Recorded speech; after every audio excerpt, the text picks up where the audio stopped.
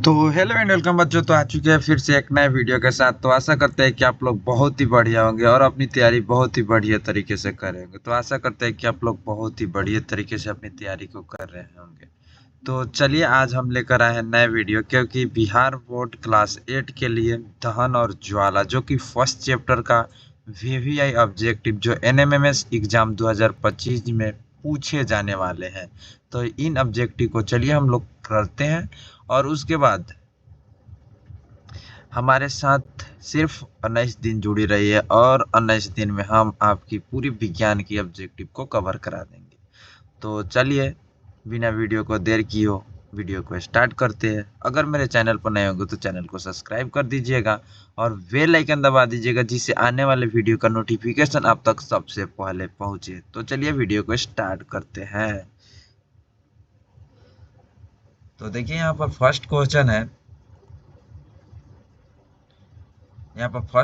है कि जो पदार्थ जलता है उसे क्या कहते हैं। जो पदार्थ जलता है उसे क्या कहते हैं। जो पदार्थ जलता है उसे दाह पदार्थ कहते हैं। उसे कौन से पदार्थ कहते हैं? दाह पदार्थ कहते हैं। जो पदार्थ जलता है उसे दाह पदार्थ कहते हैं। तो चलिए दूसरा नंबर क्वेश्चन है कि जो पदार्थ नहीं चलता है उसे क्या कहते हैं। तो आप लोगों को पता होगा, जो पदार्थ नहीं चलता है उसे अदाह पदार्थ कहते हैं। उसे क्या कहते हैं? अदाह्य पदार्थ कहते हैं। जो पदार्थ नहीं जलता है उसे क्या कहते हैं? अदाह्य पदार्थ कहते हैं। तो चलिए तीसरा नंबर क्वेश्चन है कि किसी पदार्थ को जलने के लिए तीसरा नंबर क्वेश्चन है कि किसी पदार्थ को जलने के लिए की जरूरत होती है। किस चीज की जरूरत होती है?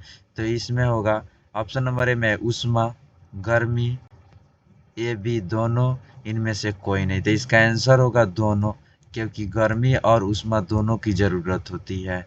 किसी पदार्थ को जलने के लिए गर्मी और ऊष्मा दोनों की ज़रूरत होती है, तो इनमें होगा दोनों। इसका answer option number C answer होगा। उसके बाद यहाँ पर दिया चौथा नंबर क्वेश्चन है कि वह न्यूनतम तापमान जिस पर पहुंचने के बाद कोई पदार्थ जलना शुरू करता है उसे क्या कहते हैं। उस ताप को क्या कहते हैं जिस पर कोई वस्तु जलना प्रारंभ करे, उस ताप को ज्वलन ताप कहते हैं। इसका आंसर होगा सी, ऑप्शन नंबर सी, जिसे हम लोग ज्वलन ताप कहते हैं। उसे क्या कहते हैं? हम लोग ज्वलन ताप कहते हैं। आप भी हमारे साथ ऑप्शन को टिक कीजिए और देखिए आपका कितना सही हो रहा है। चलिए उसके बाद है 5 नंबर क्वेश्चन है किसी पदार्थ का जलना डॉट डॉट डॉट निर्भर करता है। किसी पदार्थ का जलना निर्भर करता है, किस पर निर्भर करता है? उसकी आकृति पर, उस रासायनिक प्राकृतिक पर, ये भी दोनों पर। तो किस पर निर्भर करता है? रासायनिक प्राकृतिक पर निर्भर करता है। उसके किस पर निर्भर करता है? रासायनिक प्रकृति पर। इसका आंसर होगा ऑप्शन नंबर बी। तो चलिए छठा नंबर क्वेश्चन देखते हैं। पेट्रोल का ज्वलन ताप केरोसिन के ज्वलन ताप से डॉट डॉट होता है, तो क्या होता है? ऑप्शन नंबर एक अधिक होता है, ऑप्शन नंबर बी कम होता है, ऑप्शन नंबर सी समान होता है, इनमें से कोई नहीं। तो ऑप्शन नंबर बी आंसर होगा, क्योंकि कम होता है। पेट्रोल का ज्वलन ताप केरोसिन के ज्वलन ताप से क्या होता है? कम होता है। ऑप्शन नंबर बी आंसर होगा। तो चलिए 7 नंबर क्वेश्चन है कि सफेद फास्फोरस कमरे के तापमान पर डॉट डॉट डॉट होता है। सफेद फास्फोरस कमरे के तापमान पर डॉट डॉट डॉट होता है, तो क्या होता है? बुझता है, जल उठता है, दोनों, इनमें से कोई नहीं। तो जल उठता है। इसका ऑप्शन नंबर बी होगा, क्योंकि सफेद फास्फोरस कमरे के तापमान पर क्या होता है? जल उठता है। उसके बाद यहाँ पर 8 नंबर क्वेश्चन है कि सफेद फास्फोरस रखा जाता है। सफेद फास्फोरस को रखा जाता है, कथी में रखा जाता है? तेल के अंदर। ऑप्शन नंबर ए में तेल के अंदर, ऑप्शन नंबर बी मिट्टी के अंदर, ऑप्शन नंबर सी पानी के अंदर, ऑप्शन नंबर डी इनमें से सभी। तो किसके अंदर रखा जाता है? ऑप्शन नंबर सी आंसर होगा, क्योंकि पानी के अंदर रखा जाता है। सफेद फास्फोरस को कहाँ रखा जाता है? पानी के अंदर रखा जाता है। तो चलिए 9 नंबर क्वेश्चन है कि ठंड के दिनों में वातावरण के तापमान क्या हो जाता है। 9 नंबर क्वेश्चन है कि ठंडे के दिनों में वातावरण का तापमान क्या हो जाता है। तो ऑप्शन नंबर ए अधिक हो जाता है, ऑप्शन नंबर बी कम हो जाता है, ऑप्शन नंबर सी समान रहता है, ऑप्शन नंबर डी इनमें से कोई नहीं। तो ठंडे के दिनों में तापमान क्या होता है? कम हो जाता है। क्या होता है? कम हो जाता है। ऑप्शन नंबर बी आंसर होगा, ऑप्शन नंबर बी आंसर होगा। अगर आपको इसी का PDF चाहिए तो मेरे नंबर है 7256834045।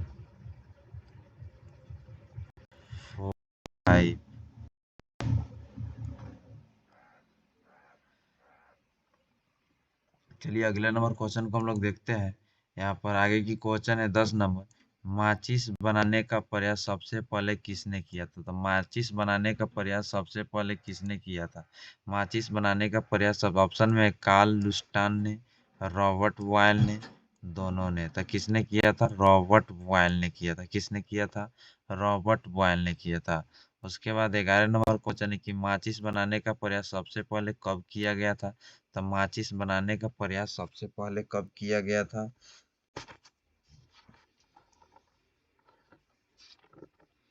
तो देखिए माचिस बनाने का प्रयास सबसे पहले कब किया था? ऑप्शन नंबर है 1845 में, ऑप्शन नंबर बी में है 1680 में, ऑप्शन नंबर 1855 में। तो इसका ऑप्शन नंबर बी आंसर होगा 1620 में।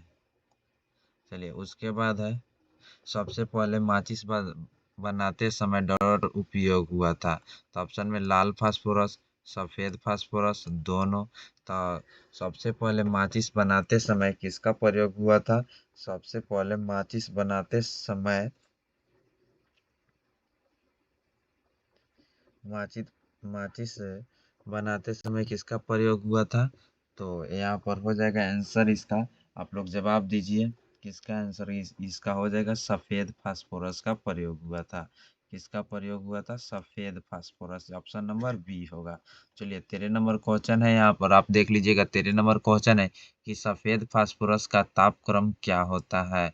ऑप्शन बहुत अधिक होता है, कम होता है, समान होता है। तो इसका ऑप्शन होगा बहुत ही अधिक होता है। तापक्रम क्या होता है? बहुत ही अधिक होता है। अभी जो माचिस है वह कब बनाया गया था? जो अभी जो माचिस है वो कब बनाया गया था?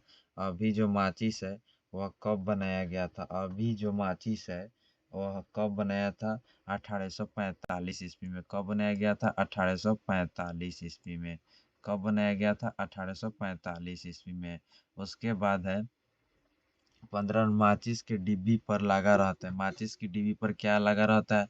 तो आप लोग बताइए माचिस के डिब्बी पर क्या लगा रहता है? माचिस के डिब्बी पर लगा रहता है लाल फास्फोरस और सल्फर लगा रहता है। माचिस के डिब्बी पर क्या लगा रहता है? लाल फास्फोरस और sulphur. Option number A answer होगा इसका। ऑप्शन नंबर ए आंसर होगा। चलिए उसके बाद 16 नंबर क्वेश्चन माचिस के तीली पर लगा रहता है। माचिस के तीली पर क्या लगा रहता है? तो पोटासियम क्लोरेट लगा रहता है। ऑप्शन नंबर बी आंसर होगा इसका। ऑप्शन नंबर बी आंसर होगा। उसके बाद है सेफ्टी माचिस कब बनाया गया था? सेफ्टी माचिस कब बनाया गया था? सेफ्टी माचिस कब बनाया गया था? सॉरी, यहाँ पर ऑप्शन मिस्टेक हो गया है। सेफ्टी माचिस जो बनाया गया था वो कब बनाया गया था? सेफ्टी माचिस कब बनाया गया था? सेफ्टी माचिस सेफ्टी माचिस माचिस कब बनाया गया था? तो सेफ्टी माचिस यहाँ पर शायद 1855 होगा। सॉरी मिस्टेक हो गया, यहाँ पर 1855 होगा। सेफ्टी माचिस कब बनाया गया था?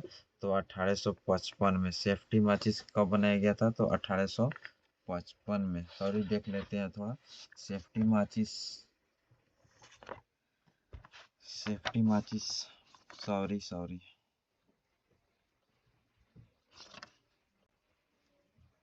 ठीक है।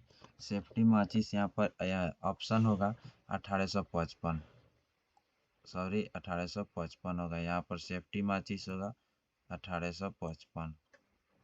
सेफ्टी माचिस कब बनाया गया था? 1855। 1855 option number A. Typing mistake हो गया, sorry. Option number A answer होगा। उसके बाद चलिए यहाँ पर क्वेश्चन है कि सेफ्टी माचिस बनाने में किसका उपयोग हुआ था? सेफ्टी माचिस बनाने में किसका उपयोग हुआ था? तो सेफ्टी माचिस बनाने में किसका उपयोग हुआ था? तो यहाँ पर लाल फास्फोरस का उपयोग हुआ था। सेफ्टी माचिस बनाने में किसका उपयोग हुआ था? तो लाल फास्फोरस का उपयोग होता हुआ था। सेफ्टी माचिस बनाने में किसका उपयोग हुआ था? लाल फास्फोरस का उपयोग हुआ था। सेफ्टी माचिस बनाने में किसका उपयोग हुआ था? तो लाल फास्फोरस का उपयोग हुआ था। ऑप्शन नंबर ए आंसर हो जाएगा इसका। ऑप्शन नंबर ए आंसर हो। उसके बाद यहाँ पर सेफ्टी माचिस किसने बनाया था? सेफ्टी माचिस किसने बनाया था? सेफ्टी माचिस कार्ल लुंडस्टान ने बनाया था। कार्ल लुंडस्टान ने बनाया था। कार्ल लुंडस्टान ने सेफ्टी माचिस बनाया था। सेफ्टी माचिस कहाँ बनाया था? तो स्वीडन में बनाया था। सेफ्टी माचिस कहाँ बनाया था? स्वीडन में बनाया था। ऑप्शन नंबर बी हो जाएगा। ऑप्शन नंबर क्या हो जाएगा? बी हो जाएगा। स्वीडन में मोमबत्ती इतिहास के बारे में कौन बताएगा? तब माइकल फ्राडे ने बताया था। माइकल फ्राडे ने मोमबत्ती इतिहास के बारे में कौन बताया था? माइकल फ्राडे ने। उसके बाद माइकल फ्राडे ने मोमबत्ती इतिहास कब बताया था? तो 1860 ईस्वी में। आप लोग किताब पढ़िएगा, वहां पर आप लोग को मिलेगा। माइकल फ्राडे मोमबत्ती की इतिहास कब बताया था? 1860 में। उसके बाद यहाँ पर है कि मोमबत्ती एक ईंधन है और जो एक रूप है, तो यह किसका रूप है? तो ऊर्जा का रूप है। यह किसका रूप है? एक ऊर्जा का रूप है। मोम एक ईंधन है जो किसका रूप है? ऊर्जा का रूप। ऑप्शन नंबर सी आंसर होगा इसका। ऑप्शन नंबर सी आंसर होगा इसका। उसके बाद है 24 नंबर। मोम क्या है? मोम है, मोम क्या है? एक हाइड्रोकार्बन है। मोम क्या है? एक हाइड्रोकार्बन है। ऑप्शन नंबर सी आंसर होगा इसका। ऑप्शन नंबर सी आंसर होगा। उसके बाद हाइड्रोकार्बन किस किस का मिश्रण है? तो हाइड्रोकार्बन हाइड्रोजन और कार्बन का मिश्रण है। ऑप्शन नंबर सी आंसर होगा। हाइड्रोकार्बन किसका किसका मिश्रण है? हाइड्रोजन और कार्बन का मिश्रण है। उसके बाद जब मोम गर्म होता है तो कौन सी गैस निकलती है? जब मोम गर्म होता है तो कार्बन डाइऑक्साइड गैस निकलती है। जब मोम गर्म होता है तो कौन सी गैस निकलती है? Carbon dioxide. Option number A answer होगा इसका। ऑप्शन नंबर कौन सा आंसर होगा? ए होगा। उसके बाद है 27 नंबर है। हाइड्रोजन सुनहली ज्वाला के साथ जलकर क्या बनाती है? तो सुनहली ज्वाला के साथ जलकर जलवाष्प बनाती है। ऑप्शन नंबर ए आंसर हो जाएगा इसका। क्या बनाती है? जलवाष्प बनाती है। उसके बाद जब मोमबत्ती जलता है तो कौन सी गैस निकलती है? जब मोमबत्ती जलता है तो कार्बन डाइऑक्साइड गैस निकलती है। कौन सी गैस निकलती है? Carbon dioxide. Option number C answer हो जाएगा इसका। ऑप्शन नंबर सी आंसर हो जाएगा। उसके बाद जब किसी पदार्थ को जलाते हैं तो डर निकलता है। जब किसी पदार्थ को जलाते हैं तो ऊष्मा और प्रकाश दोनों निकलता है। जब किसी पदार्थ को हम जलाते हैं तो ऊष्मा और प्रकाश दोनों निकलता है। इसका ऑप्शन नंबर सी आंसर हो जाएगा। तो चलिए उसके बाद है जब हम किसी ईंधन को जलाते हैं तो डर बनता है। कार्बन डाइऑक्साइड और जलवाष्प बनता है। ऑप्शन नंबर ए आंसर हो जाएगा इसका। ऑप्शन नंबर ए आंसर हो जाएगा। तो चलिए 31 नंबर है। जिस पदार्थ का ऊष्मीय मान अधिक होता है डॉट गर्म होता है, तो वह क्या होता है? अधिक गर्म होता है। जिसका ऊष्मीय मान अधिक होता है वह क्या होता है? अधिक गर्म होता है। ऑप्शन नंबर ए आंसर हो जाएगा। उसके बाद चलिए उसके बाद है किस राज्य का इलाका आग के लिए संवेदनशील है? किस राज्य का इलाका आज भी आग के लिए संवेदनशील है? बिहार राज्य का नहीं, झारखंड राज्य का ही खनिज इलाका, जो कि ऑप्शन नंबर बी आंसर सही होगा। जो कि झारखंड राज्य का खनिज इलाका आज भी है जो आग के लिए संवेदनशील है। उसके बाद है 32 नंबर क्वेश्चन है कि जल ज्वलनशील पदार्थ को करता है। जल ज्वलनशील पदार्थ को क्या करता है? तो जल ज्वलनशील पदार्थ को ठंडा करता है। क्या करता है? ठंडा करता है। ऑप्शन नंबर बी आंसर होगा इसका। ऑप्शन नंबर बी होगा। चलिए उसके बाद है 33 नंबर। आग बुझाने वाले षड्यंत्र को क्या कहते हैं? तो आग बुझाने वाले षड्यंत्र को हम लोग क्या कहते हैं? अग्निशामक कहते हैं। क्या कहते हैं हम लोग? अग्निशामक कहते हैं। क्या कहते हैं हम लोग? अग्निशामक। उसके बाद चलिए 34 नंबर क्वेश्चन है कि अम्ल सोडियम कार्बोनेट से अभिक्रिया करके क्या बनाता है? अम्ल सोडियम कार्बोनेट से अभिक्रिया करके क्या बनाता है? ऑप्शन में ए में carbon dioxide, sulphur dioxide, magnesium oxide, aluminium oxide. तो ऑप्शन नंबर ए आंसर सही होगा, क्योंकि अम्ल अब सोडियम कार्बोनेट से अभिक्रिया करके क्या बनाता है? सोडियम कार्बोनेट से अभिक्रिया करके कार्बन डाइऑक्साइड बनाता है। उसके बाद 35 नंबर क्वेश्चन है कि किस किस प्रकार से लगी आग को पानी से नहीं बुझाया जाता है? तो बिजली से लगी आग को पानी से नहीं बुझाया जाता है। पुआल में लगी आग को पानी से बुझाया जा सकता है, दोनों नहीं होगा। बिजली से लगी आग को पानी से नहीं बुझाया जा सकता है। 36 नंबर क्वेश्चन है यहाँ पर कि जब तेल में आग लगता है तो पानी क्यों नहीं डाला जाता। क्योंकि जब तेल में आग लगता है तो पानी इसलिए नहीं डाला जाता है क्योंकि तेल पानी से भारी होने के कारण तेल भारी नहीं होता है, तेल से पानी भारी होने के कारण। ऑप्शन नंबर बी हो जाएगा, क्योंकि तेल से पानी भारी होता है जिसके कारण पानी क्या होता है, अंदर नीचे की ओर दब जाता है और तेल और भी जलने लगता है। तो चलिए उसके बाद 37 नंबर क्वेश्चन है कि अग्निकांड का प्रमुख कारण क्या है। अग्निकांड का प्रमुख कारण क्या है, तो अग्निकांड का प्रमुख कारण है जो हम त्योहारों में पटाखा बजाते हैं, वही है। जो हम त्योहार में पटाखा बजाते हैं वो अग्निकांड का प्रमुख कारण है। ऑप्शन नंबर ए आंसर हो जाएगा इसका। ऑप्शन नंबर क्या आंसर हो जाएगा, ए आंसर हो जाएगा। तो चलिए 38 नंबर क्वेश्चन है तीव्र दहन के उदाहरण क्या है, तो ऑप्शन नंबर ए हो जाएगा विस्फोट, जो कि तीव्र दहन का उदाहरण है। उसके बाद है यहाँ पर मोमबत्ती की ज्वाला में कितने क्षेत्र होते हैं, तो मोमबत्ती की ज्वाला में 3 क्षेत्र होते हैं। कौन कौन होते हैं, तो अभी बताएंगे। ऑप्शन नंबर ए आंसर होगा इसका। मोमबत्ती की ज्वाला में निम्न में से कौन कौन क्षेत्र होते हैं, तो इसमें होता है बाहरी भाग, मध्य भाग, आंतरिक भाग, यानी इनमें सभी होगा। इसका आंसर नंबर डी आंसर हो जाएगा। अगर यह वीडियो, आशा करते हैं कि यह वीडियो आप लोगों को बहुत ही अच्छा लगा। अगर बहुत ही अच्छा लगा तो चैनल को सब्सक्राइब कर दीजिएगा, जिससे आने वाले वीडियो का नोटिफिकेशन आप तक सबसे पहले पहुंचे। तो चलिए धन्यवाद, और मिलते हैं अगले वीडियो में, जो कि कल आएगा। अगला वीडियो जो कि विज्ञान के दूसरा चैप्टर का आएगा, और इसी साथ सभी विषयों की संपूर्ण तैयारी कराएंगे। तब तक हमारे साथ बने रहिए और हमारे साथ जुड़े रहिए। जब तक तोड़ेंगे नहीं, जब तक छोड़ेंगे नहीं।